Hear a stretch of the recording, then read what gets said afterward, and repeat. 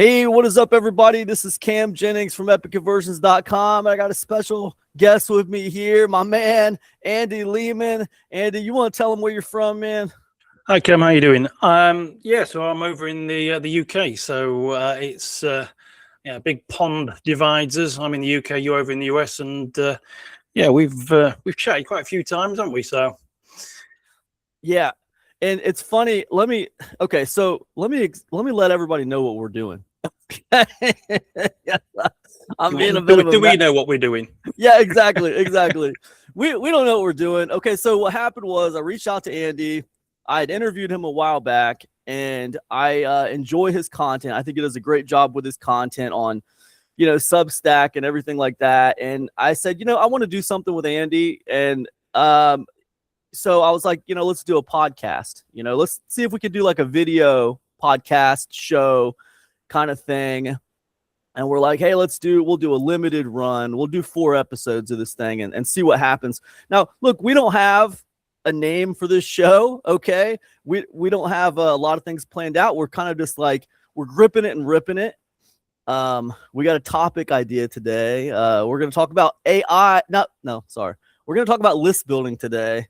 And AI is probably going to come into the conversation, Andy, just because it seems like that's what it is today, right? We're going to talk about list building today. Andy, you want to tell these guys like what your background is with everything that you do online and stuff?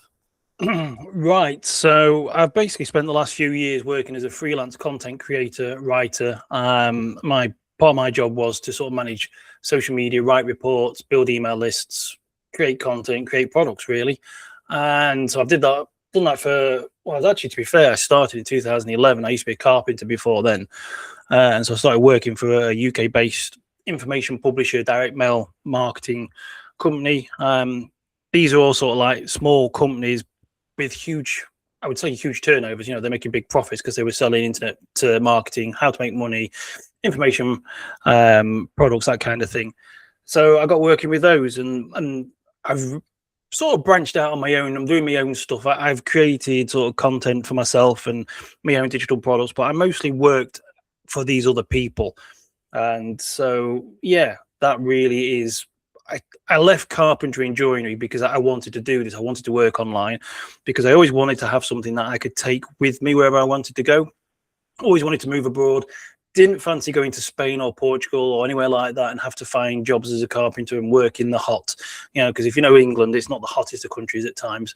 So working out in the heat kind of boils you down. And so I wanted to take something with me. And that's why working online and working in the sort of the digital realm was something that I could do. And that's what I did.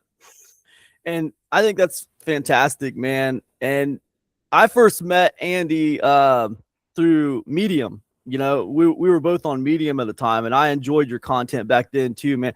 I always enjoy your content. Like, you put something out today that I was reading just before I jumped on this call about the 21-year-old kid who doesn't want to work. He doesn't want to work, man. He was forced to come into this world. It's not his fault he's here, okay? His parents chose to have a child, so he thinks they should subsidize him. It's on them, man. It's on them.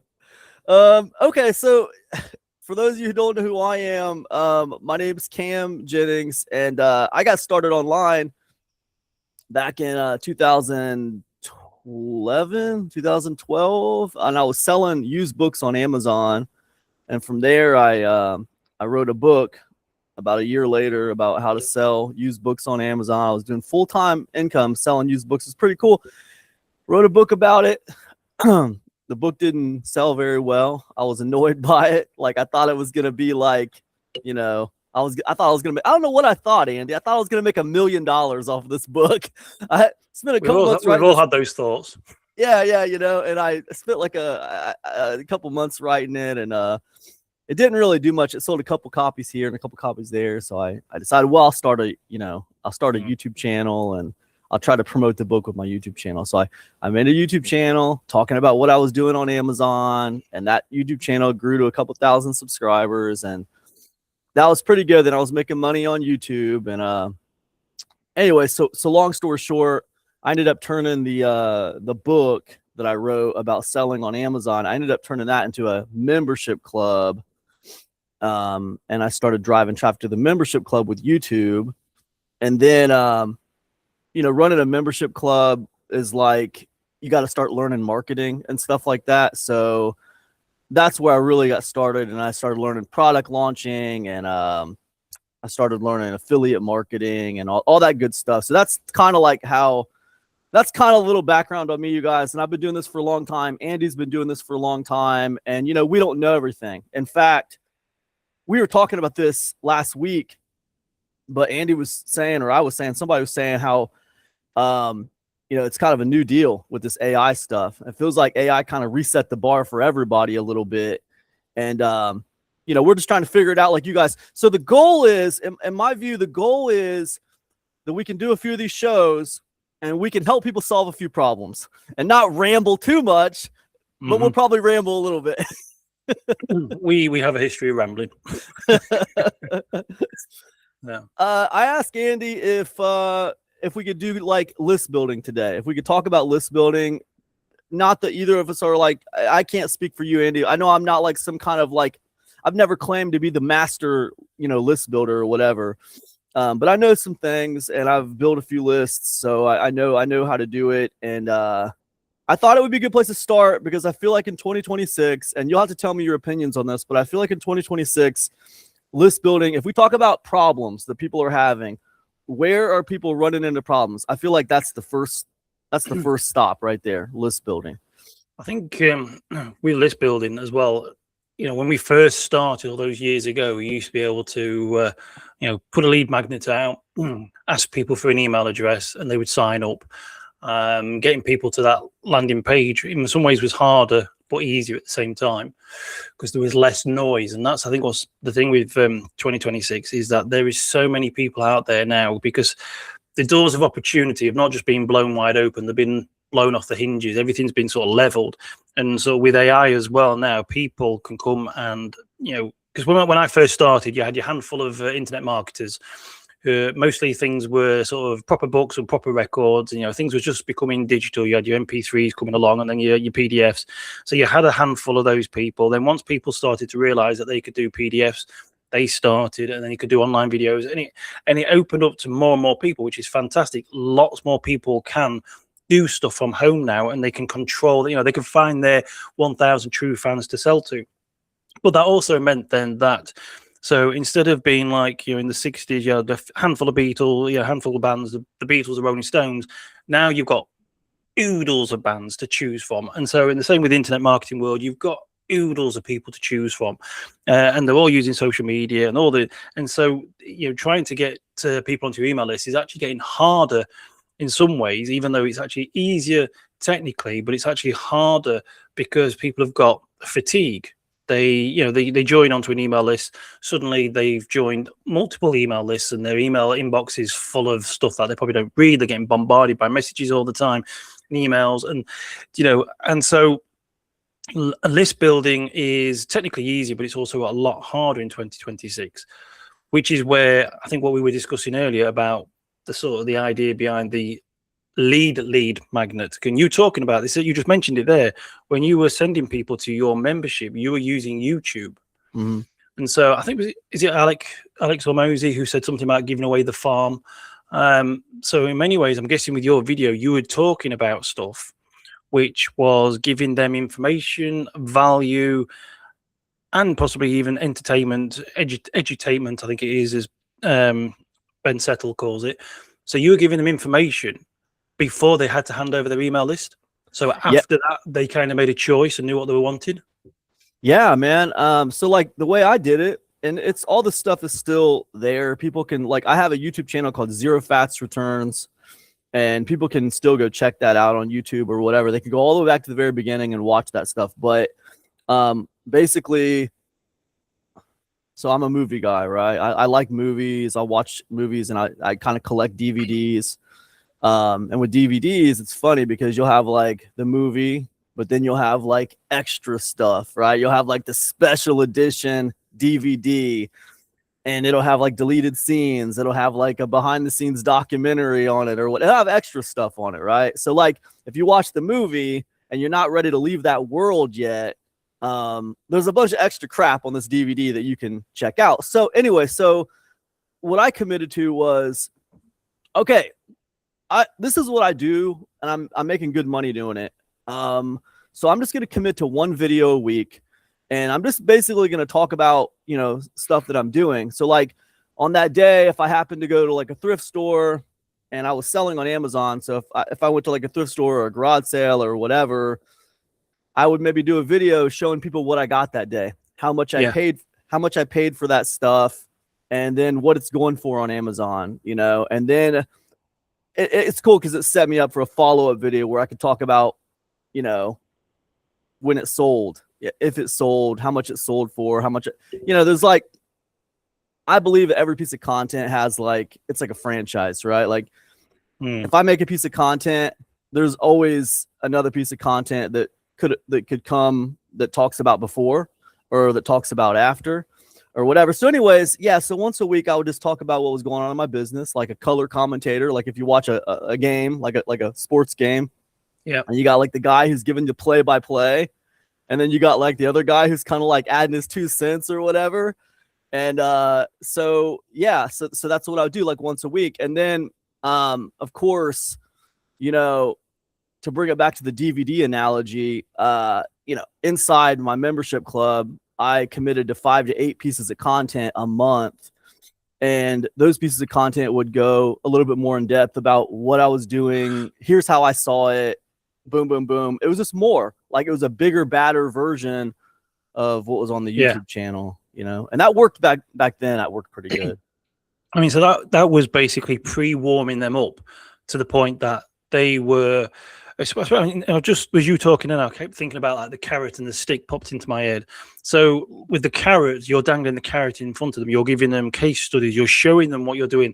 They're looking and they're watching. I mean, we humans are quite voyeuristic in nature. We love to get into other people's lives. It's why we watch TV, drama, Love Island, all these reality shows. We love watching other people. So people are tuning in, watching you, and then they're slowly getting into your way of thinking and seeing what you're doing.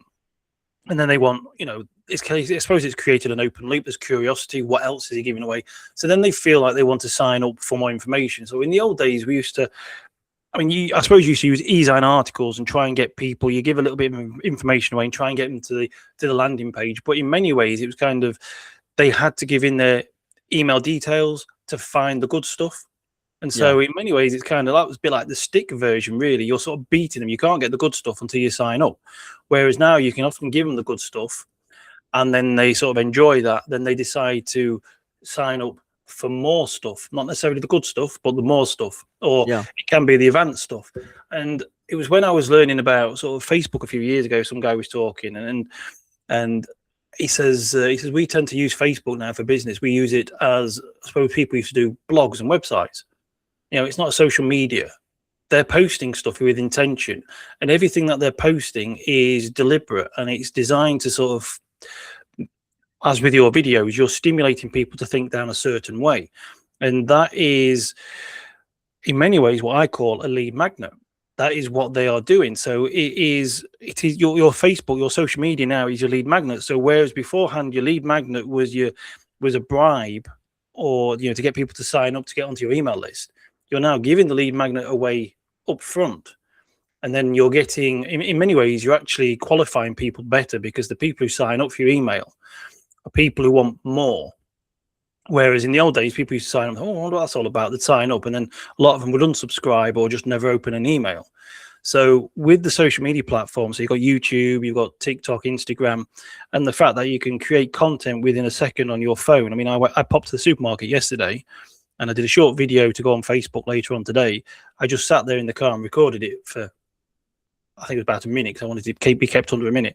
So the idea that we can share information and tips so quickly, easily, and readily is a fantastic way of warming people up. And it's when people align with you now that they are going to want to choose to go on your email list for more information.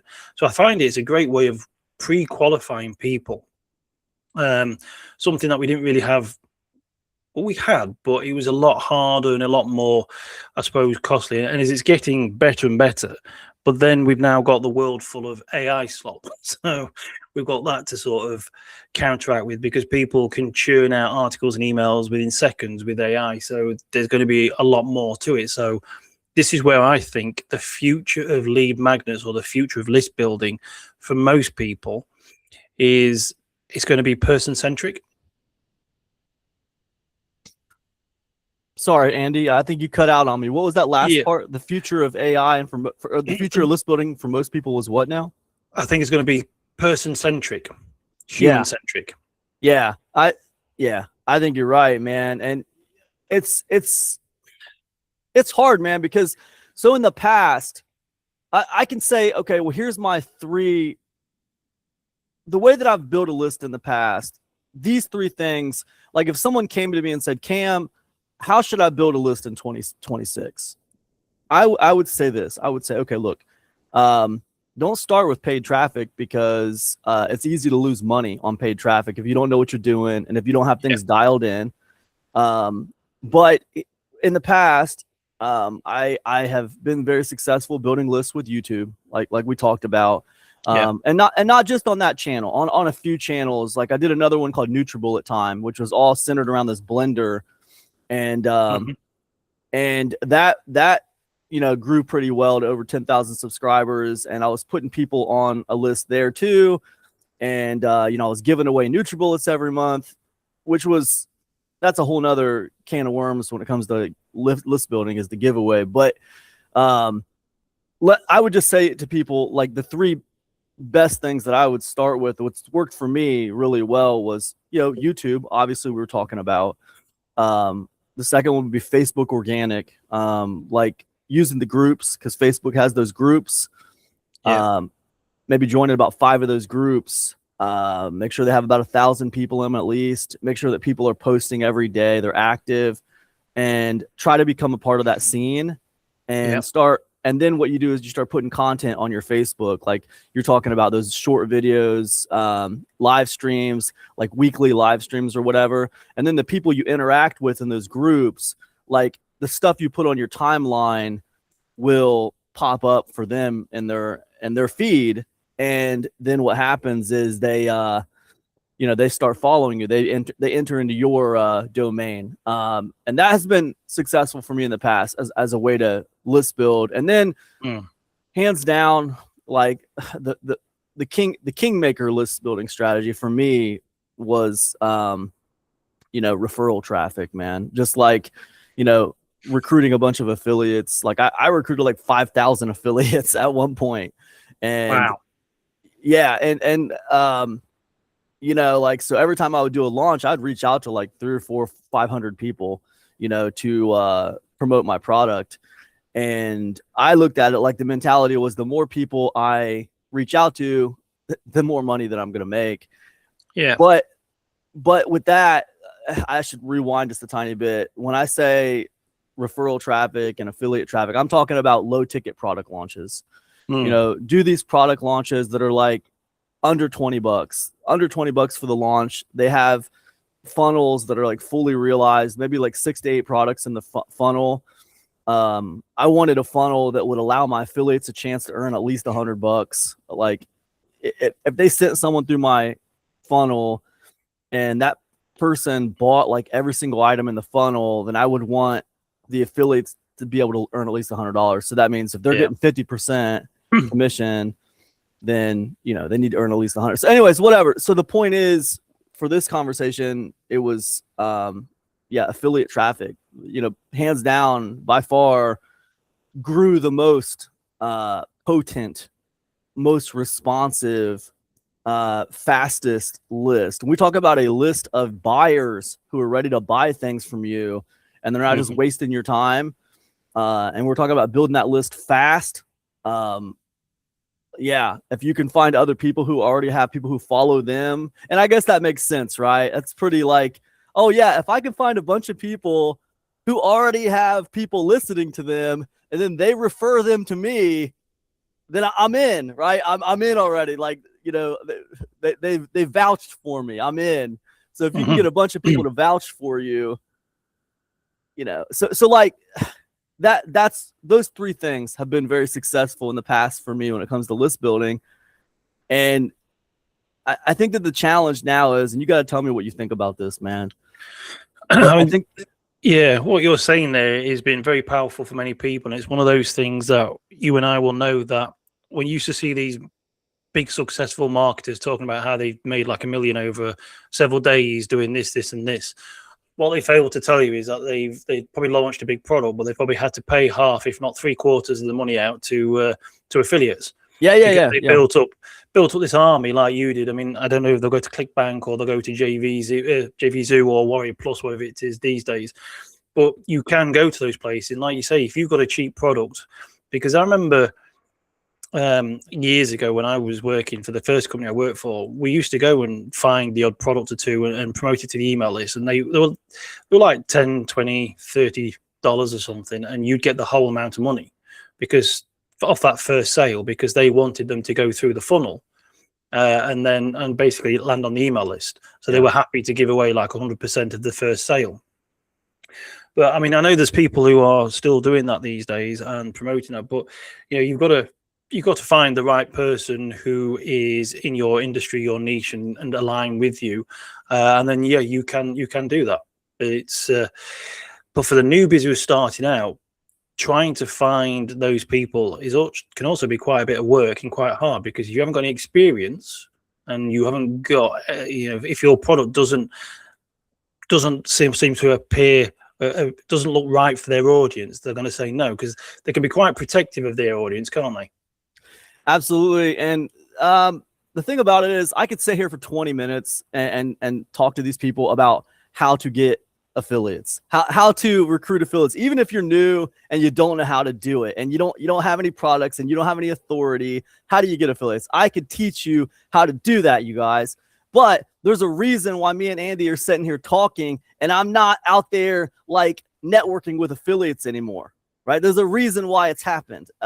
So I would be doing you a disservice. I know that like you listen to what I say and you might, oh man, that's the way. Cam's saying that that's the best way to build a list. Oh, cool. Well, then how come I'm not doing it?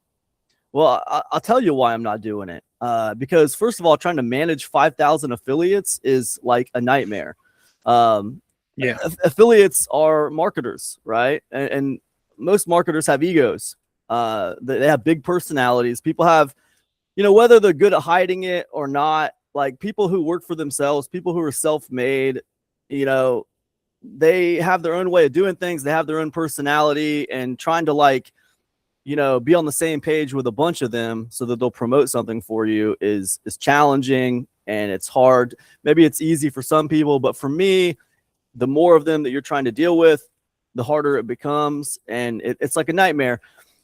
The other thing is with affiliates, you guys got to remember it's a liability, okay? And this is something I have firsthand experience with. When you give someone an affiliate link to promote your stuff, now you're responsible somewhat for what they go out there and say about your stuff. Like if they go out there and tell people a bunch of BS about your product, and then now there's a bunch of marketing out there about your product. They're talking about you.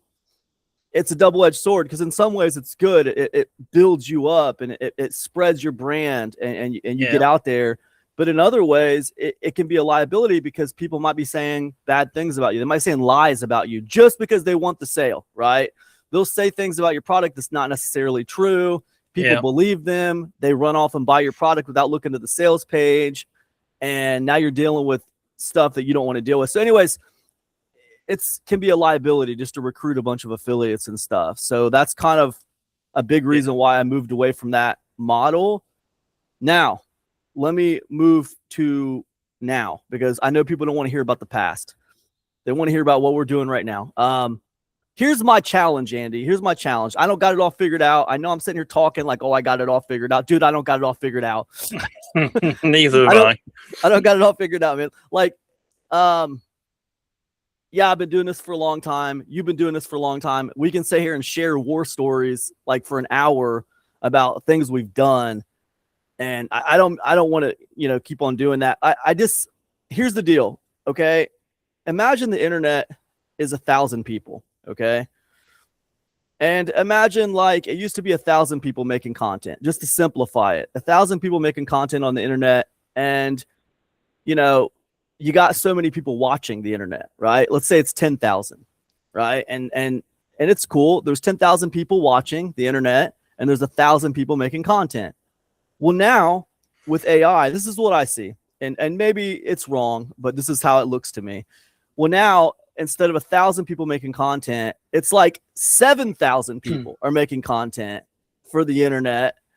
Yeah. So the demand hasn't really changed. Like the amount of people that are watching the internet and consuming this content, it hasn't really changed that much. If it's grown at a gradual pace, like it naturally would. The amount of people who are watching and consuming this content, it hasn't really went off pace. It's not like there's been a big giant jump in consumption on the internet, except if we go back to the smartphone, right? When the smartphone came out, then we probably got people consuming a lot more content. But so that hasn't changed, right? Demand hasn't changed, but the supply just in the last few years has skyrocketed, dude. And you know this firsthand, dude, because you wrote content for other people. And what have they all done to you, man? What have they all said? Well, basically, if what you're referring to is the fact that they're now using AI to replace me. Yeah, right. I mean, I don't want to sound bitter, but all those people who try and tell me that you won't get replaced by AI, but someone who uses AI, well, I didn't get replaced by somebody who they hired to use AI. They just basically got rid of me and now use AI themselves. So it's and so now you're absolutely right about what you say. If there's there was 1,000 people using the internet to create content, that number has trebled. It's gone up 10 times or whatever, because everybody's got the opportunity. The tools are quicker, everything's better. So there's a lot of people out there, and they're all sort of trying to build businesses online, and there is a lot of money to be made online still. And I think it's really, really changing. And I think AI's changed that, but it's not just AI, but it's also the amount of publishers. So like I said before, about in the 60s, you had a handful of bands, and then the 70s came along when guitars got cheaper and drums got cheaper, and then TV. And so more and more bands appeared, and more bands. And now today, anybody can create music really with computers, or they've got access to all sorts of equipment, and now people are making it with AI. So you've got more people making music, and you've got more people producing content online, and so there's a lot of noise, and there's a lot of this is why a lot of people, I think, are pushing again to sort of use, as you mentioned, paid advertising.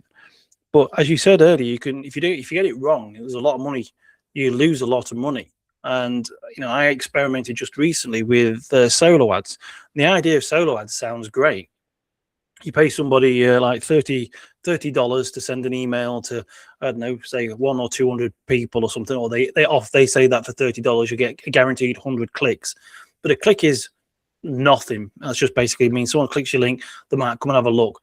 But you can soon spend 30 quid and find out the people who actually join, which is probably a very small amount, are just tire kickers, or people who just I'll have a look and then do nothing. You can soon lose a lot of money. And if you find the amount of unethical people these days who build email lists full of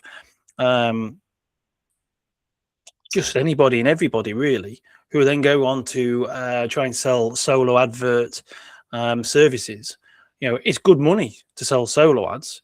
You can go out there and spend, just reach out to people and say, I've got this list of 100,000 people and it's $100 for an email, and you go, oh, that's a great idea. But they've probably just sourced them from all sorts of places, running competitions and doing all kinds of stuff and selling dog leads or something like that. And then you send them an internet marketing email, get nothing from it. You've lost your money. And so, sorry, you're going to say? I was just going to say, people got to be careful with solo ads, man. There's a lot, man, even before ChatGPT and the rise of the AI agent now, even before that, there was a lot of fakery in solo ads. It was easy for them to fake a lot of things with solo ads and make it look like they sent you traffic, make it look like you got opt-ins. Even in some cases, can get those emails to click through and, look like they're, looking at your sales pages or your opt-in pages, whatever. But not really buying anything. Anyways, that's another rabbit hole. I won't go into that, but yeah, I think people got to be very careful with solo ads. I think if you're interested, and I know why people are interested, because it's easy, right? We all love easy, and like it's easy for me to go to like Udemy and like buy like solo ads from 10 different vendors and have them all run into my opt-in page, and spend like $500, and like now all of a sudden like I'm cool, right? I just build an Insta list. This is the easiest way to go. But what do those leads do, man? Did they buy anything? Because if they didn't buy anything, then literally you got nothing. You got a big garbage list. You paid $500 for it, and it didn't mean anything. And that happens all the time in the world of solo ads, because there's a lot of fakery going on. And then on top of that, people don't know what they're doing. So, it's one of those situations. I think if you want to do solo ads, not you, but people out there who want to do solo ads, I think they're better off trying to do ad swaps. You're better off finding someone who has an actual list, and their list is comparable to your list or whatever. And you're like, hey, would you be willing to do an ad swap with me? I'll send an email to my list promoting your thing. You send an email to your list promoting my thing. Ad swaps are better because, it's real, dude. It's a real person with a real email list, and you get real people. And dude, I think that's the challenge today, is real people. And more, that's like the challenge, right? How can I get real people on my email list, not bots? I don't need bot comments. I was thinking about this the other day. I mean, how much bot activity is on the internet? I think it's more minimal on Substack, but still, dude, I mean, there's a lot of bot activity, and I don't know, man. They're estimating, I don't know what they estimated at. I think the article I was reading was estimated at like over 50% bot activity on the internet. So it's getting ridiculous. It is getting ridiculous, which, I mean, like we said, there's so much noise out there. There's so many people, and a lot of it now is sort of AI and it's bots and whatnot. And I think probably one of the greatest ways of lead generation is going back to things. Was it Jim Rohn or Zig Ziglar said something along the lines, if you help people, you can have whatever you want. So if you can actually genuinely help people, which is where we go back to your YouTube channel, right, or you go back to social media, is that if you are person centric. So I know there's lots of people want to do Facebook, faceless channels, want to do faceless business and that. But I do truly believe that becoming a person-centric business where you actually help people and you show people, because I mean, you go to Facebook now, there are people who have like hundreds of thousands. I mean, I showed you an example the other day, the guy who had, did I say it was 1.9 million followers on Facebook here in the UK, and he sells jacket potatoes. Yeah, people turn up to his, he basically books a pitch at a certain town, puts it on social media. I'll be there this week selling jacket potatoes. Yeah, people queue up. You've seen the photos of people queuing up, and it's probably one of the easiest foods going. So he's using social media and he's getting all these people, but it's this person-centric business, and he's not actually helping people. He's not even solving a problem. You can't even say he's solving hunger because it's a jacket potato. It's an additional food, but it's this. If you can be a real person and you can put that, as I mentioned earlier, the pre-warming content, the lead magnet, out in front of people, I think that is probably your greatest way today to try and combat against a lot of these, like you say, these bots and AIs. And there was a study, I think it was in America, I can't remember the name of the study, it was probably one of your universities, which it was about voting, and it said that the average voter needs to have, I think it was 7 touch points before they were starting to be persuaded to think a certain way. So if you were to have a YouTube channel or a Facebook page or something like that, you need at least 7 to 8 pieces of content out there around your sort of marketing niche for them to even sort of consider going your way.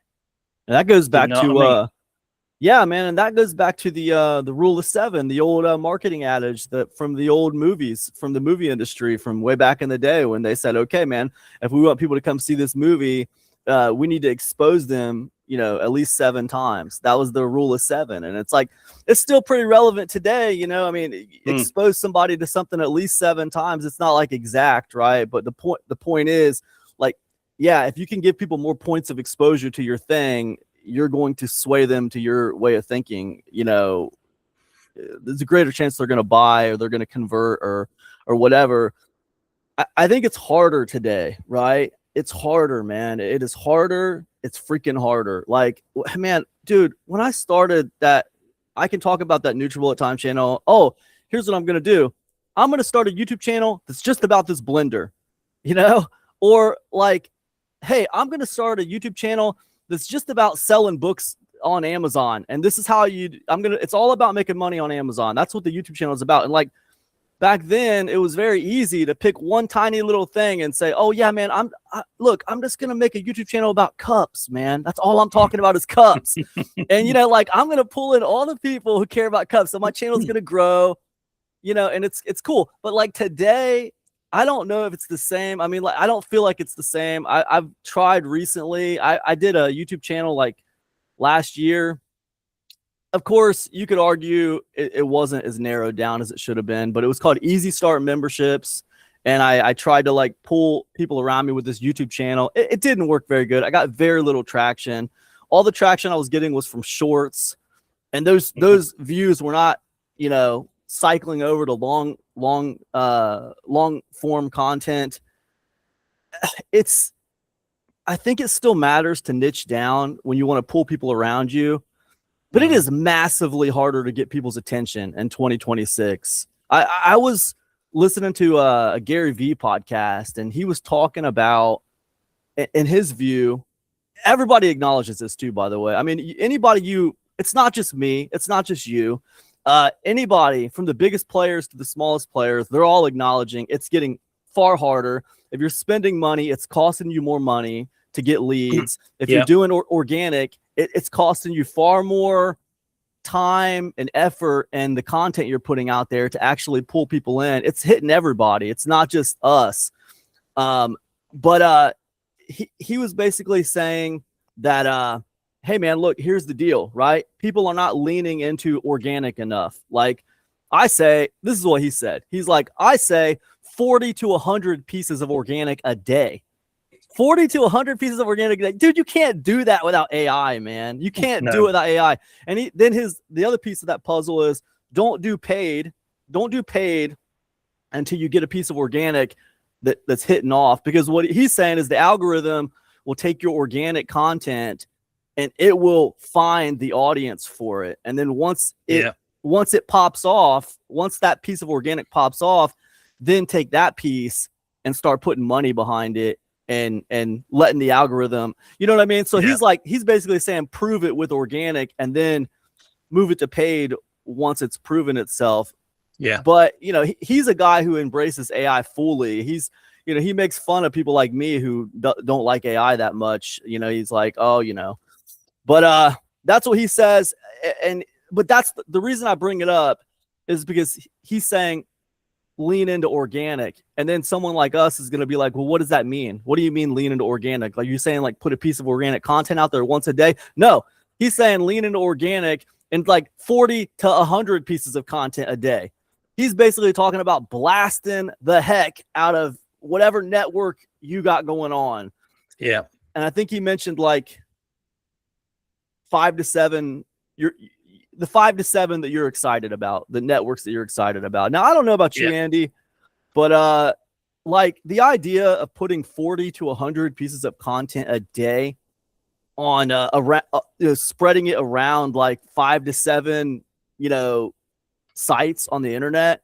Like, I don't know, dude, maybe I'm just getting old, but that doesn't sound fun to me.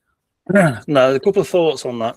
Firstly, I mean, Gary Vaynerchuk, he's always talked about, he knows his stuff, but he also used to annoy me at times because he often used to say like about the 40 to 100. He has a team of people. Most people starting out don't.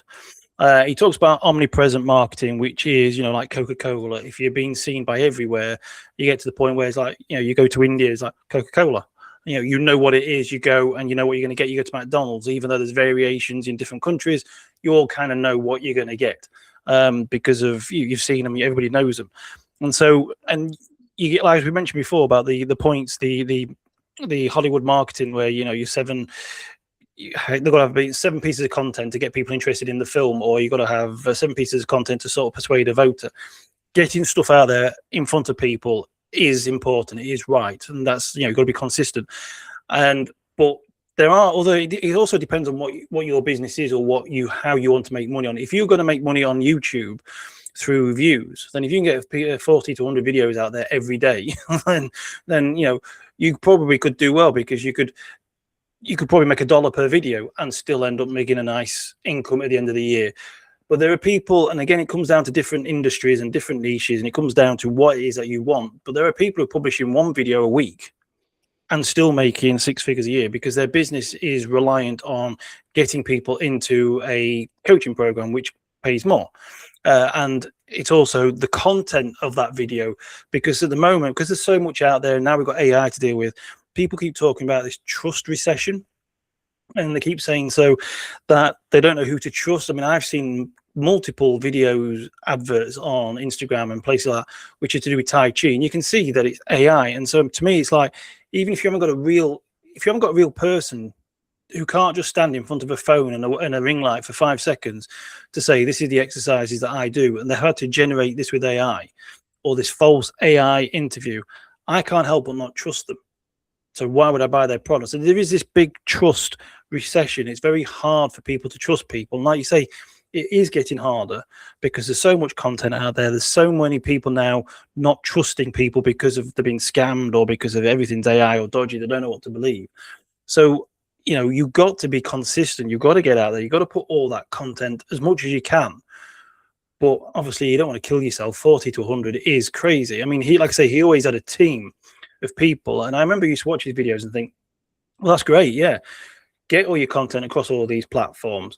But I mean, I don't know exactly what Gary Vaynerchuk sells, apart from he is the brand. And so he gets, people are talking about him, then he gets invited to do these big talks where he gets paid tens of thousands or whatever per talk. If that's not your business, you probably don't need to be seen that often. So, and then something else you mentioned as well, which just popped into my head, and I thought earlier, and that is, you were talking about your YouTube channel, which was your easy startup memberships or something like that. I've noticed, and I've seen other people talk about this, something else that people are doing, which is kind of working, is kind of focusing on a niche and then doubling it up with either a second niche or a specific audience. So with your Easy Start memberships, it could have been Easy Start memberships for people who are over 45. Yeah. Or it could have been Easy Start memberships for people who also want to, I don't know, spend more time with their family. So you throw in this second sort of ingredient. It's like, and you're niching it down, right? It's not niched down enough. And I think you're absolutely right. When I did that Easy Start memberships, like I took, my business is Epic Conversions, and it's kind of like this general, kitchen table entrepreneur. Let me help the kitchen table entrepreneurs, the solopreneurs out there. Let me help them get started and make more money online. I'm like, well, let me just take a piece of that business, which is membership clubs and continuity, and let me make a little business out of that to kind of niche down. But as we're sitting here talking, and I kind of deduced this too, like it's just not niched down enough, man. It's not on YouTube in 2026 and not as a business. And there's a lot of evidence to back up what you're saying, even like with the age thing, simply, right? I see so many old dudes on YouTube. I don't know if you could say old, but like around 50 years old and I'll older. Be one of them soon. Yeah, me too. And they're doing well, dude. They're doing well, and their channels are growing fast, and they're not doing anything except sitting in front of the camera, like they're sitting on their back porch or they're sitting in their backyard, and they're telling you about a story about life experience or whatever. You know what I mean? They're not. Yeah. It's not even. Yeah. So like, it's really interesting that you say that. Yeah, man. I think it's definitely the time of the niche down. Another thing that's been like really kind of like, I've been thinking about this a lot lately, is like, I'm not into that 40 to 100 pieces of content deal. Like, I understand like that's a way to go about it. Yeah. I understand like it's not the only way. Yeah, because we could take a video like this, like we're doing this video. We're both going to take this video, right? I could take it. I think you were talking about this last time we were talking about Opus Clip. And I could take an Opus Clip and get it to make me like 40 pieces of shorts or whatever from the video. And it could do it. It could probably do it. I could probably pull 40 pieces of content or whatever, but like, dude, every day, do I want to do that every day? I don't even want to look up myself that much, dude. Like, let alone making other people listen to me that much. You know, like, it's bad enough my wife has to listen to me that much, let alone everybody else. So I've been thinking about this. All right. Now you tell me your opinion on this, man. But like, in my view, throughout all the content that I've put on the internet over these last 10, 15 years, like, what I notice is like quality is scaling, you know, faster than quantity. You know what I mean? Like, quality scales faster than quantity. So like, when I look at the content, it's like one video will do really well. So like, if I put 40 to 100 pieces of content a day on the internet and a few of them pop off, that's great because they resonated with people.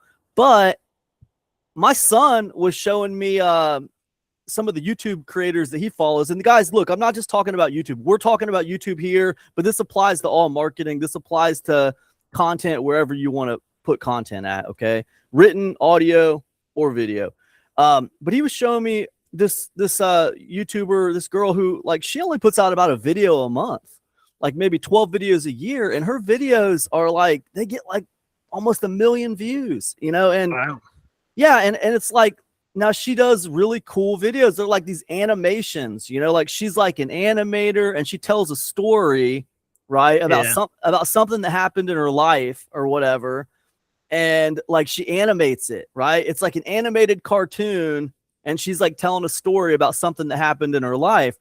And it's, damn, man, it's entertaining. It's entertaining. You can sit there and watch it, and you're getting into the story, and there's like this little animated, you know, film, but she puts out like one a month or something. And like, man, it just blasts, right? Because why? Because people stay engaged with the video because it's interesting. And then what does the algorithm do? It sees that and it spreads it out and it pushes it out to more and more people. So you tell me, man, if I'm doing one video a month and it's getting 1 million views, like, how is that not better than 40 to 100 videos a day? Like, I would rather just focus on really good, one good video a month where I say something that I actually mean. You know what I mean? I have one thing to say a month, Andy. Okay. One thing a month that I want to say to you. And like, that's it. All right. And you guys take it. And I'm going to try to say it in a way where it keeps you entertained and engaged in what I'm doing. And I like that model better, dude. You know what I mean? I like that idea better. Yeah, I agree. I mean, there's a couple of points there I just only thought. So the Gary Vaynerchuk, just going back to him briefly, is he's talking a lot, obviously, about familiarity. Because if you don't, it's like the old email the day thing. If you don't email regularly, people forget who you are. True. And they forget why they joined up. So there's always that possibility. But at the same time, we're not all that stupid. Like you say, she's obviously releasing one video a month. People follow her, they see it, they know who she is, they like and that quality is serving well. But it reminded me as well of I can't remember who it was. It's been a well-known story used. And I don't know if it's an urban myth or it's true, but it was the influencer on Instagram who had like God knows how many million followers, decided that she was going to sell a t-shirt. And it was one of these like Teesprings or one of these, wherever they were, where, you know, they don't print them if you don't hit a specific target. And I think she wanted to sell like somewhere around 20 or 30 t-shirts. Couldn't sell them because people weren't interested in buying from her because her marketing message or who she was or what just didn't resonate. They weren't interested in buying clothes from her or anything, or it didn't align with her story. So she had all these millions of followers and all these millions of views, but couldn't sell anything. So, and she could have been publishing content throughout the day. So she could have been doing like the Gary Vaynerchuk method of publishing, you know, on the hour, every hour. She could be multiple pieces of content out there every day, millions of views, couldn't sell enough t-shirts to, you know, couldn't sell 10, 20 t-shirts. So as you say, quality content and it being in the right audience is always going to be more powerful than just churning out 40 to 100 pieces and spreading it far and wide. And maybe, okay, so let me give you the second part of this theory about quality, because like, and maybe I'm just being biased, maybe because like I'm, you know, a really like, you know, low tech guy or whatever. But like when I think quality, like I'm not talking about, okay, let me have the best lighting. Let me have the best equipment. Let me make sure this video is edited like perfectly. That's not what I mean when I say quality. Like like, and maybe it's wishful thinking because like I don't want to do those things. It's funny how like I always think the answer is stuff I want to do. Yeah, just some people probably getting quality and professionalism mixed up because, like you say, the lighting could probably come under professional, like you with your B rolls and your cinematographic or whatever sort of lighting and filters. But the quality, like you say, could be the message, isn't it? The quality is the content itself. Yeah, because if you're doing 40 to 100 pieces of content a day, you're telling me that every single one of those pieces of content is golden. Like you had something to say. All those pieces of content, come on, man. You didn't have something to say 40 to 100 times a day. You had something critical to tell people. I don't think so, dude. I just don't buy it. And like, I don't want to hear from you 40 to 100 times a day. I mean, it must be the repetition thing. Must be the same. He's probably done the 1 or 2 pieces of content and split it up and turned it into an article and video and audio and just throwing it everywhere. It must be the same piece of content, just a different media format, surely. Surely. Yeah, definitely. And yeah, so like I think with the quality thing, I mean, it's like it's a little subjective. I think the point is when you created that piece of content, did you have something to say that was that you felt like people needed to hear? And then did you say it in a way that conveyed it in a way kind of like a sales page, right? Like if we look at a sales page, like, okay, I made this product because I think people need it, right? And I'm excited to make it because I think people need this product. However, like I got to convey that message on the sales page in a way that captivates people, that like pulls people in and attracts them to my offer, or they're not going to buy it. I need them to see the same vision that I saw when I created the product. Okay. So like if I got something important to convey to someone on a piece of content, because I'm not doing like a gazillion pieces of content a day, right? I'm going to do like a piece of content a week or something like that. Well, that means that like, whatever message I want to convey that I'm excited to make a video about, or I'm excited to write an article about, like, how do I write that or record that in a way that captivates people to where they're just as excited about it as I am? Does that make sense, dude? Yeah. And that's how I see quality. You know what I mean? That's how I see quality as far as like, how can I make this as interesting for other people as like what I am to make it? Because I think it matters, I think as well with a lot of quality content, again, depends on what the quality is, but there's that radio WTI, whatever it is, what's in it for me sort of thing. If you can get your message across where you actually put them in the seat, I suppose, with lots of influencers, going back to the idea of the woman who couldn't sell all those T-shirts, her Instagram could have been all me. Look at me. This is what I'm doing. If it's not actually necessarily helping or benefiting somebody else, then it's not.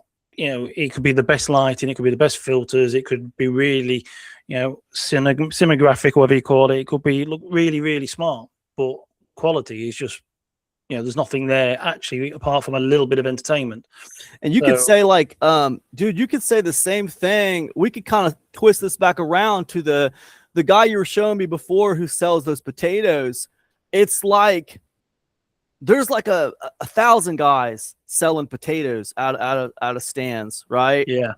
But this guy matters, and like people are lining up and waiting in a 3-hour line to get a potato from this dude.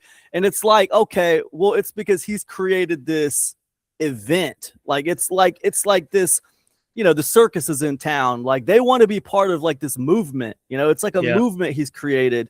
So like in that way, like he's created quality around what he's doing. He's not just another guy selling potatoes. He's like differentiated what he's doing by kind of creating this movement. And I think that's the kind of stuff that ties into like what quality is. You know what I mean? When you're trying to put content out there. Yeah. And then think about this, dude. Like, okay, so here's another one for you. So last summer, okay, I was almost 280 pounds, Andy. Like I was big, right? I was big. I was like, dude, I got to lose some weight. My doctor told me I had diabetes. Like I got all this bad news, you know what I mean? And I was like, I got to lose some weight. Right. So I started following this this kind of protocol, like this Dr. Fung. He has this guy wrote this book. Jason Fung.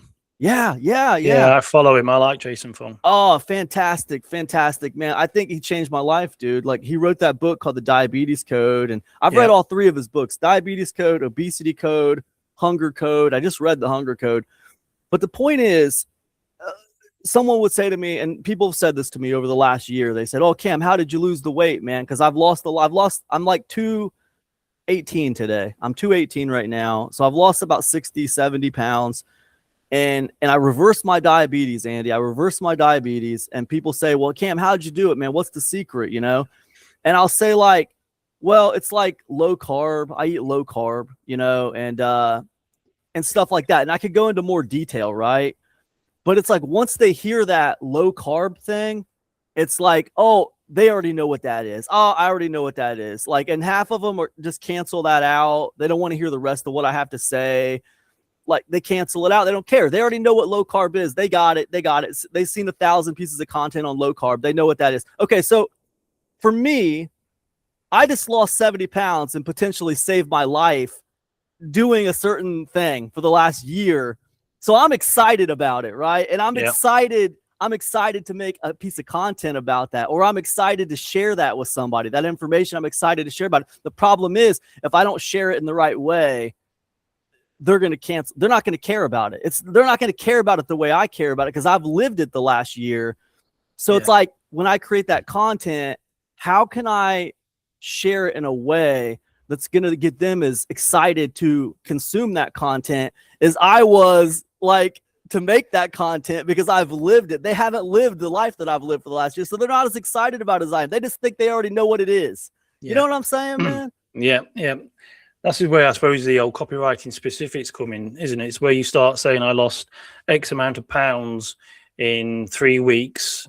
And, by removing this one thing out of my diet. So it doesn't seem like it's a lot of hard work. It's got specific numbers. It seems achievable. It seems quick, like you said earlier, but people being sort of lazy. But yeah, I mean, you've done fantastically well. And it's getting to the point, like you say now, keto diet and carbs, it's become such the norm. It's become, it's like water off a duck's back now, isn't it? It's kind of, people just push it off. And that could be anything, Andy. Look, dude, you could have, like, taken your Substack and blasted it to the freaking moon, okay?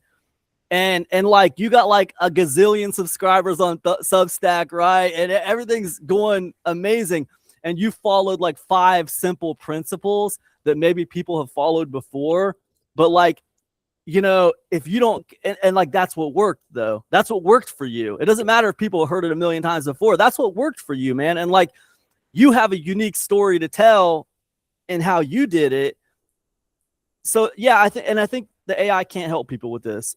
To your point, I think that people need to like study the greats. Like, you need to study the old copywriters, the John Carltons of the world, the Gary Halberts of the world, the Gary Bensavingas of the world, the Ben Settles of the world. You mentioned Ben Settle. He wouldn't consider himself like one of the great copywriters. I would consider him one of the greats, so that's just my opinion. But also I would say some of the greats would consider him one of the greats. So like that's just my take on it. But yeah, I think people got to study these people and figure out, when we talk about quality of content, figure out, because what you're excited about, you're biased, right? You're biased, man, because you've been in the trenches with it and it works. So like, you're biased and you're excited to talk, and then people can't figure out why nobody cares about their content. Nobody cares about my content. I don't understand. This is what works. What do you guys want from me? You asked me how to build an email list. I'm trying to tell you how. Oh yeah, I already know about that. That's not going to work for me because of this. That's not going to work for me. Oh, dude, what do you want from me, man? I'm telling you what works. Yeah. They want a magic push button, like you say. They want the push button. I mean, going back to copywriting, there's something I would just like to say. It's just again popped into my head. There's something I saw a video post the other day, or someone shared a post about was it Grant Cardone when he first published his first YouTube video, and someone said, "You got 4 views. How was it? How did you feel?" Because I felt fantastic, because basically that meant there was 4 people I didn't have to reach out to. They could reach out to him. And it just made me think about in the old days where you saw your sales letter, when you wrote a sales letter or an email, it meant that you could have the same conversation with over 500 people or 1,000 people without having to actually sit and talk to 1,000 people. Because you remember the old days, people go around, knock on the door and say, I'm here to sell you some kitchenwares, whatever. Yeah. Those people, those salespeople had to go and sell door to door. They had to have the same conversation with thousands of people, with the sales letter, with the email, with the video, with the Facebook post. If you write it so it's intentional, you write it well, like you say, you put out there the quality content which is part of a franchise leading on to the next one, you are having conversations with potentially thousands of people without having to have conversations with thousands of people. Yeah, that's a good point, man. And like I've heard it said before that like the difference between sales and marketing is like sales is like you go door to door and try to get people to buy candy bars. And like marketing is like everyone's coming to your door to buy the candy bars. Exactly, and that's the one thing we're going back to the sort of lead generation and the list building. Even though it is in many ways harder because there's less trust, there's more people doing it. The internet is saturated, and people want more bang for their buck. They don't want to necessarily sign up an email because their inbox is full of other emails. They don't want to just give their email away for something. They need to be warmed up beforehand, and that is what with all this content is. It's like it is a lead magnet for your lead magnet. You are leading people in to make that decision to want to ask for more information or better information.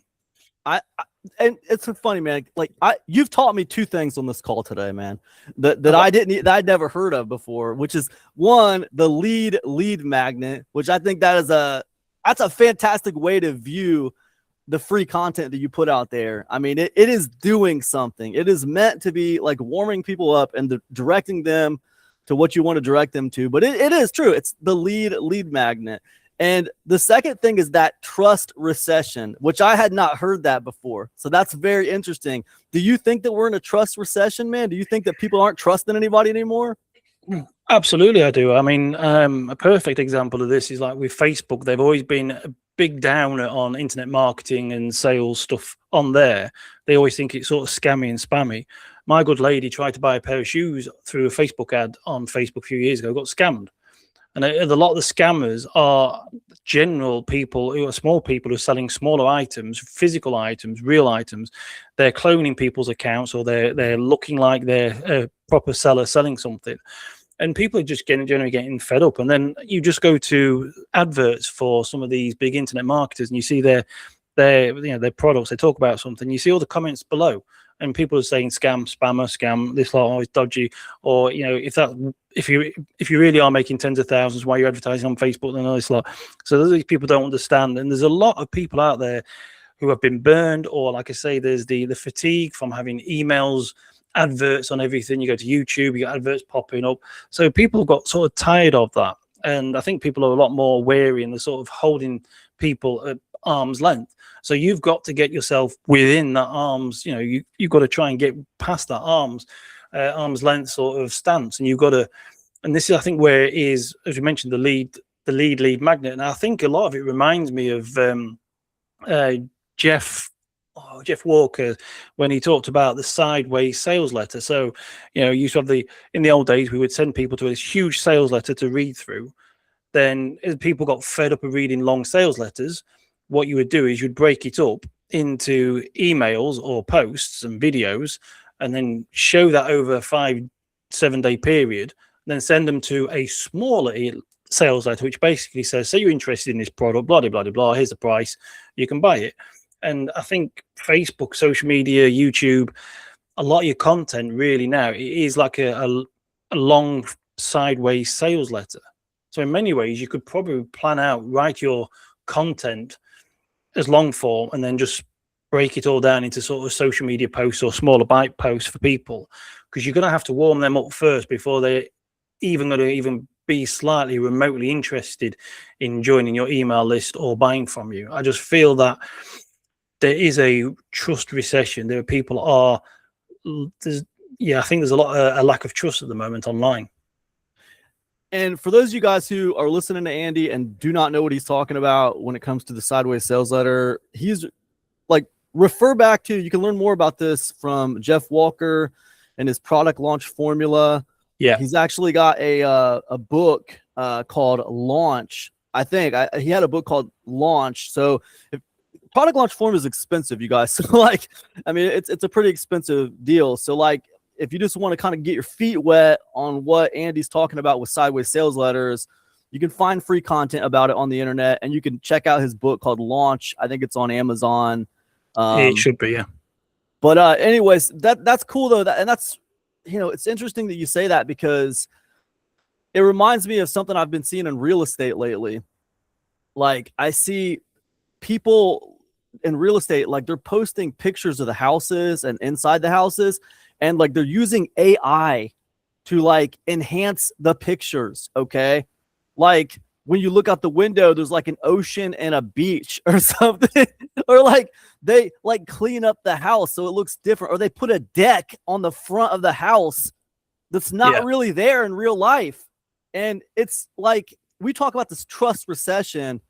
Like, that's a prime example, man. Like, I'm sorry, dude, but if I'm looking at a house to buy, I don't want to see a fake deck on the front. If I drive by the house and there's not a deck there, like that was in the picture, like immediately I'm annoyed. I'm annoyed.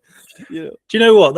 I find that very interesting, because there's two things that makes me think that when you're selling a house, they often dress the house because people can't vision. But it reminds me of writing a sales letter, because a sales letter a lot of the time is to try and take the person who's interested in, there's different methods in writing sales letters, but there's one which is problem, agitate, solve, or there's like past, future, bridge, isn't there? Or past, bridge, future. And that is, you sort of take the person who's reading the sales letter, you show them what their life is now, and then you project what could be in the future. If they buy that product, they could be doing this. So you could say that you'll be living in this. And with that house there, what they're obviously trying to do, and they should declare this is an AI representation, but they're trying to help you to see what you could enjoy with that, what you can vision, what your life would be. I mean, that's a visual sales letter thing, isn't it? Yeah, it's exactly what it is. And that's how they're positioning it. Like, we're trying to show you the potential. Okay. We're trying to show you the potential. The problem is, like, in my view, like, it's annoying, and it contributes to this trust recession you're talking about. I don't think people are interested in you showing them the vision. They want to see exactly how it is right now, because they want to know if the 100 G's that you're asking for this house, or the 150 or the 200,000 G's that you're asking for this house, if it's worth that, or if they need to ask for a lower price. Because there is, in fact, not a deck in the front yard. There is, in fact, not a beach in the backyard. None of that stuff is real, dude. Just show me what I'm going to be paying for, okay? I think that's my personal opinion. I understand the argument, and you're right. You're absolutely right. They're trying to show you what it could be. Right. I agree with you, though. I mean, it has to be clearly stated, or it has to be, because it is a lie. But then again, as you've probably read Seth Godin's book, all marketers are liars. And in fact, technically, and I've had this discussion with a few people before, the opposite to fact, if something is factual, it's a fact. If it's not a fact, it's a lie. And so really, effect, anything that you say on a sales letter to a person, you say, well, you could be this and this and this.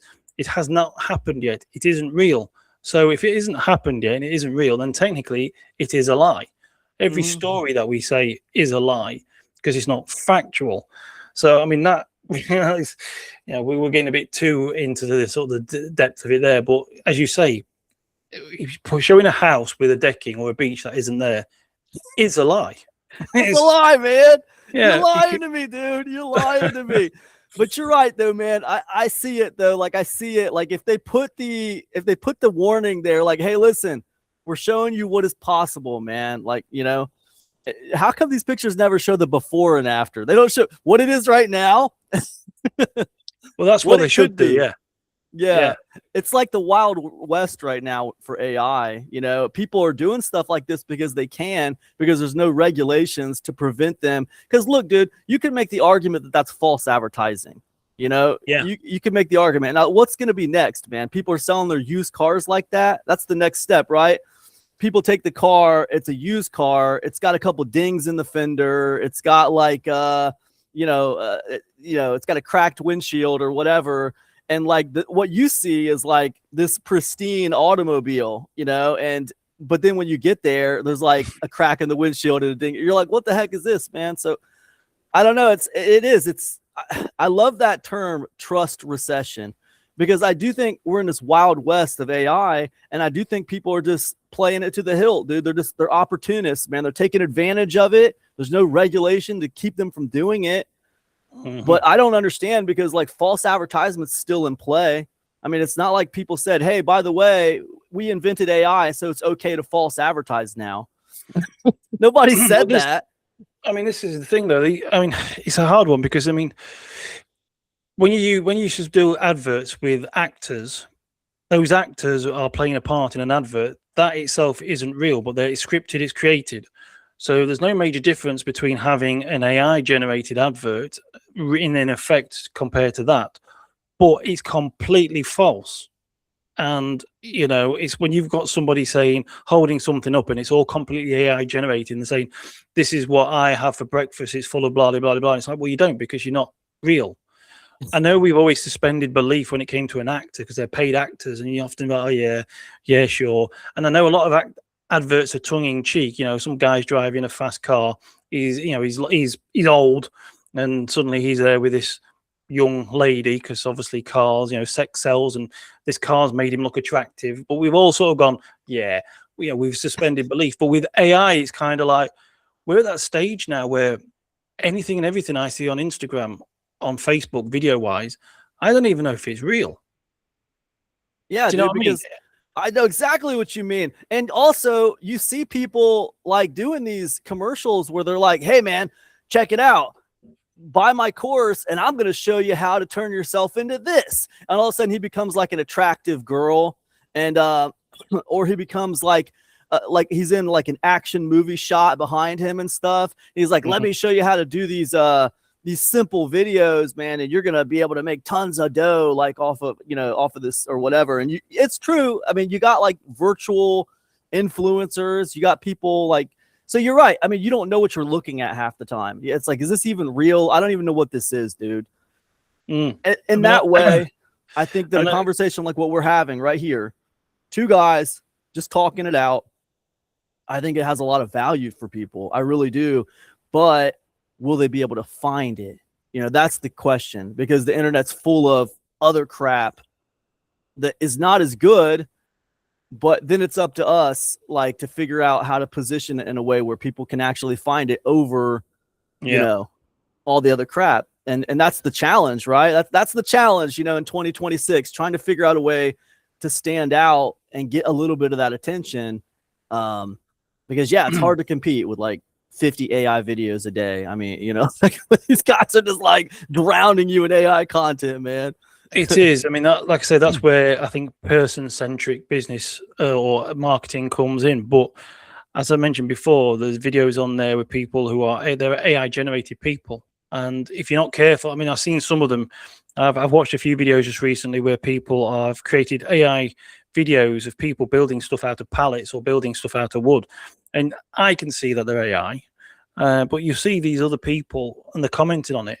And it's like, they can't tell. And this is now, what's it going to be like in 5 years' time when I can't tell?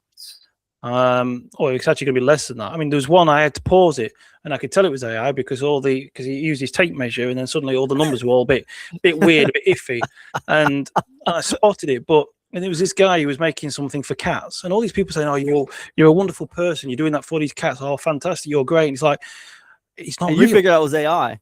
Yeah, that's crazy, man. I bet you. It just looks so good. I mean, and you're like, you have that experience as a carpenter too. So like, you're probably seeing things that a lot of other people probably wouldn't even notice. They probably wouldn't even notice it, man. Obviously, or they wouldn't be making comments like that. Like, oh man, you're so good. You're so nice to be helping these cats. But it's also the pendulum swinging now to the point where you're seeing real footage. Yeah. People saying, oh, that's just AI. Yeah, it used to happen because we've been through the CGI generation. We've seen people show videos like the moon landings or something, and oh, that's not real, it's CGI. But we've seen CGI in movies, so movies aren't real. A lot of it's green screen, so we can't necessarily ethically complain. But a lot of it is when it comes to advertising, though. This is what I'm going to find interesting in the years to come. Is you've hit the nail on the head, though, as you said, false advertising is illegal. And so if you've got like some AI puppet, some AI generated person saying, I eat this for breakfast, then that's a whole new, ball game, isn't it?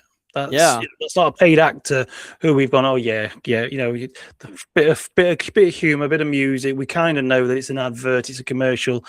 We know that that person is getting paid to say that. But this one is somebody coming along, generating a video, and they're saying, I've eaten this.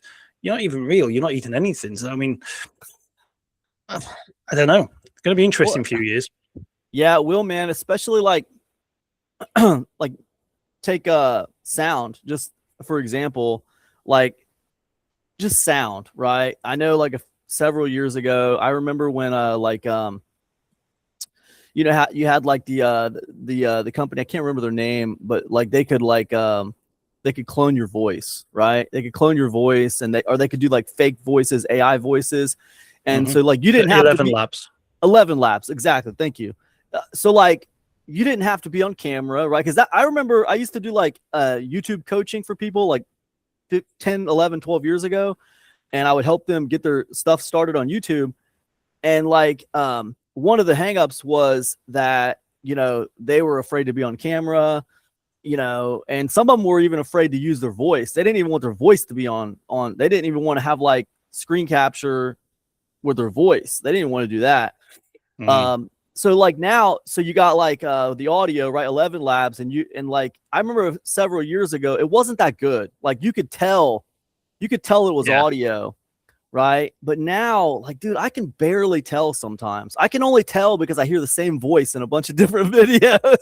That's the only reason I can tell. It sounds pretty natural to me. Now my kids can tell. My kids can still tell, and I'm struggling to be able to tell if it's real or not. But again, the main sign for me is that I keep hearing that same voice on like several different channels or whatever. But I mean, yeah, like to your point, right? What's it going to be in 5 years? I mean, there's I mean, you just said something there that's just reminded me. I listen to quite a few sort of podcasts in the morning. I know they're AI generated because they are voices of Jim Rohn, Zig Ziglar. People have taken that and they've cloned the voices. And I was listening to one of, I think it was Warren Buffett, and I knew it was AI because while he was trying to say 1920s, it was 1920S. And I thought, that's the way it's been written in the prompt. The AI writing, it read it out as 1920S. And I had to rewind and thought, what did he mean? And he was like, back in the 1920s, when, and it was like, because he was talking about the Great Depression of America, whenever that was. And it was like the year came out, and then there's been others where, where I suppose like you have like your hash number for, number 1 point and number 2, and it said, and it spoke it out, #1, and it's like, oh, this isn't real. I didn't know really up to that point. I didn't know if I was listening to Warren Buffett reading from his book or something from a Jim Rohn seminar that had been just stuck on audio and put on YouTube. But it's actually all generated by AI. And it was just every now and then little slip-ups have occurred. If they get smart and they suddenly might read through the script and say, right, I'm just going to make sure that he reads that out as 1920s, I wouldn't have had a clue. Wouldn't have had a clue. I've been there, man. And like back to your point about the trust recession, I think the better this stuff gets, like it's not going to like reduce our desire to hear what an actual human has to say. But like it's going to make us distrust things more and more and more because we're like, is this even real, man? I don't even know what I'm listening to right now. Am I wasting my time listening to this? Is this just some AI or whatever, And well, there is some phone scams, isn't there, where people ring up and say, Mum, I've run out of credit. I'm using my friend's phone. Can you? And they target older generation. They don't know, and they've picked up your voice off Facebook or YouTube and cloned it, and they've gone through your Facebook, find out who your family are, and if they can find details like a phone number, they've tried to scam people. And that is, like you say, I've told my parents now never to, if I ring up from a different number saying I need money or it's me or anything like that, say I'll ring you back on your phone. Yeah, I've had to tell them that. And so you know, the trust, especially in the older generation as well now, the trust is being eroded away by not nice people who are using these tools that are available. It's rough. Yeah, it's gonna be a hard few years while we sort of navigate through this lot.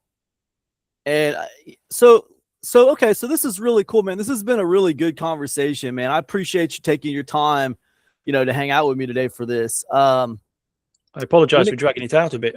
No, dude, not at all, man. I appreciate your insights, man. In your view, like when it comes to list building and kind of like the challenges of that, like what do you think people should be focused on, man? Like what are you going to try to be focusing on in 2026 and beyond?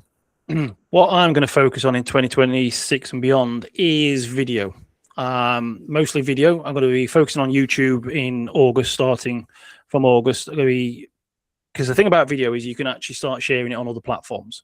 And like you said, you can use certain software. Was it Opus Clip you used or something to make sort of shorts out of it?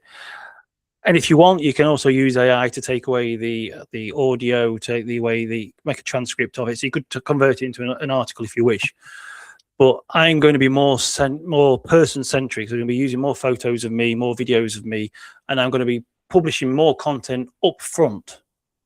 That's going to be permission-based marketing, which is going to be, like you said, part through this conversation, you sort of mentioned or asked questions for people.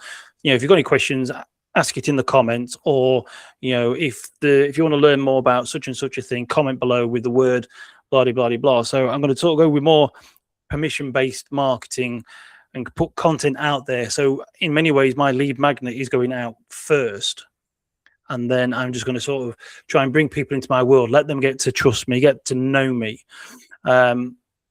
Also, as a side note, I might also put my hand up in front of my face a few times, because this is talking about those scams on phones.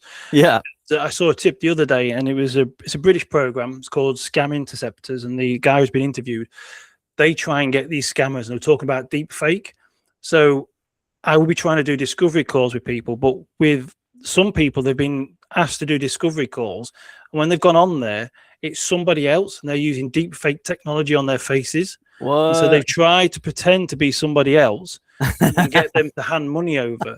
And they say, if you're in a conversation with someone and you don't know they're real, yeah, you're concerned that it could be deep fake, yeah, ask them to hold their fingers in front of their face and wave it around, because that will disrupt the deep fake, and you will see if they're real or not. Oh man, that's crazy. So in the future, if I'm doing videos and it looks like I'm doing some sort of Los Angeles gang sign, it's that's right, man. That I'm real. Yeah, we know what the deal is, man. You're trying to communicate with your partners. Yeah, Crips. That's cool, man. I love that. And with the I think that's fantastic with the video. For me, guys, I want to not focus as much on checking always in the past, I tried to work on a schedule. Like if I'm going to infiltrate Substack, for example, I would try to be okay, I'm going to do 3 notes a day, and I'm going to put 1 article out a week or something like that. And it was very schedule based. And yeah, I think that's good. I think it's good, but I think for me, man, I want to try to move a little bit more with intention of the content. I don't want to put a piece of content out there if it doesn't matter. I want to put stuff out there that actually, means something, and not so hardcore focus on a schedule. I'm trying to move with this idea of quality over, checking boxes or whatever. I guess that's kind of, it's a different way to move for me, man. But that's kind of how I'm trying to move to combat the influx of content out there. And I don't know if that's going to work or not. I have no idea. Maybe Gary Vee is right, and you just need to do 40 to 100 pieces of content a day. I have no idea. All I know is that 40 to 100 pieces of content a day sounds like a nightmare for me. I don't want to do that. And also, I would still like to make a living on the internet. And I think that quality over quantity could work. I think it could work if I'm just, intentional about what I put out. But anyways, that's kind of where we're moving, you guys. That's where we're moving. You guys got to decide for yourself. Andy, I could ramble on at you all day long, dude. I appreciate you hanging out with me. You got anything to say to these guys before we leave? I think really, as you mentioned there, like having a daily method of operation is great, but at the same time, there's got to be the flexibility there. If you're going to publish content just for the sake of content, then it could also possibly go against you. If you're going to make it, if you're going to publish a content every day, then fine. But if one day you're feeling like, well, I'll just chuck something up and it's not going to, don't bother, just skip it. And I remember Russell Brunson saying something online: the person who publishes pieces of content online, by the end of the year, he will never have to work a day again for somebody else. Again, as much as I believe that is true, but it also has to be the right content, and it has to have content which is intentional. So I would just say use organic, free social media platforms as much as you can, publish quality content, be consistent, but at the same time, like Cam, be sort of more flexible, because you can end up publishing all sorts of rubbish and it could backfire. And I don't want to hate on AI, okay? But I'm just saying, you guys, when I say be intentional, don't run off to AI and get it to like come up with 20 video ideas for you, okay? It's not going to work out for you, all right? You're going to sound like everybody else. You're going to be talking about the same crap that everybody else is talking about. That's just my opinion. That's not Andy's opinion. He has his own opinions. I'm speaking for myself. I'm not trying to speak for anybody else. I think you're better off, going for a walk, going out to eat lunch, go to Burger King or something, and like go to war with your notepad and like battle it out and figure out what the hell you want to talk about that matters. Don't get AI to spoon feed you content, man. That's my opinion. I'm going to shut up about that. I believe I agree. You can use AI to bounce ideas off, but like you say, AI doesn't know you or your experiences. And if you're going to create content, create it for the person you used to be, say, a couple of years ago. AI is not going to be able to give you the ideas for that. Andy, where, if people want to follow you more and they want to check out the world of Andy Lehman, man, where's the best place we can send them for that? I mean, I haven't published a Substack for a while, but you can find me on Substack. You can find me on Facebook. I'll soon be on YouTube, but yeah, just find me on Facebook or Substack. Facebook or Substack. That is substack.com/@ANDILEEMAN, Andy Lehman. And Andy, are you still running from a website, or are you kind of like in between like websites right now? I do have my andylehman.com. Yeah, I still have a website. andylehman.com. Ready for a bit of a revamp soon. So there you go, guys. Make sure, if you like some of the things that Andy's talking about today, make sure you give him a follow on Substack, on Facebook. Dude, what are you on Facebook? Is it just like facebook.com/Andy Lehman, or I think it's Andy.J.Lehman on Facebook. Okay. Andy, I do have two accounts. One's personal and one's business. So the Andy.J. Lehman, I think, is the business one, which is where I use more. So it's facebook.com/Andy with an I. Okay. Yeah. Andy.J. Lehman. Lehman. Yeah. Okay. So, yeah. Okay. So very, very cool. So that's Facebook. We got Substack. Andy's got his website. Of course, you guys already know, andylehman.com. Remember, that's Andy with an I, okay? ANDILEEMAN. And you guys, I'm Cam from Epic Conversions. You can find me at epicconversions.com. Guys, thank you so much for hanging out with us today. Andy, I appreciate you, man. Thank you. No, it's been great. Thank you very much. Peace.